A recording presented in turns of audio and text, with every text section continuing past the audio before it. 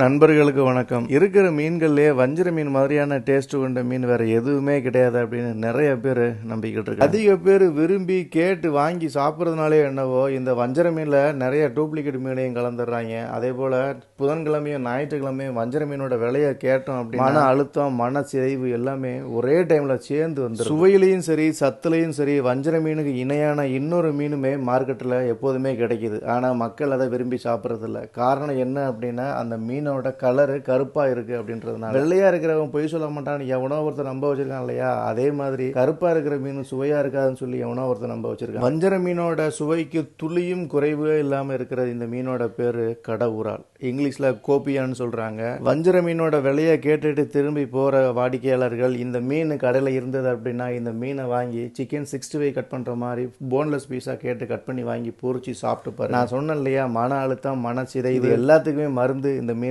இருக்கு அப்படின்னு சொல்லி சொல்றாங்க. எல்லா மீன் கடைகள்லையுமே இந்த மீன் பரவலா ஞாயிற்றுக்கிழமை நாட்கள்ல இருக்கும். ஆனா மக்கள் தான் கண்டுக்கிறது இல்ல. விலையை பொறுத்த வரைக்கும் வஞ்சர மீன் விலையில பாதி கூட இருக்காது. நிறைய பேருக்கு மீன் தலையை போட்டு குழம்பு வைக்கிறது ரொம்ப ருசியா இருக்குன்னு சொல்லி சொல்லுவாங்க. அப்படி விரும்புறவங்க இந்த மீனோட தலையை வாங்கிட்டு போயிட்டு குழம்பு வச்சு சாப்பிட்டு பாருங்க. அப்படியே பஞ்சு பஞ்சா உதிர்ந்து வருங்க சாப்பிடும்போது இந்த மீனோட தலை. நண்பர்கள் யாராவது இந்த மீன் வாங்கி சாப்பிட்டுருந்தீங்க அப்படின்னா இந்த மீனோட விலை உங்க ஊர்ல என்ன, இந்த மீனோட பேரும் என்ன அப்படின்றத மறக்காம கமெண்ட்ல சொல்லுங்க.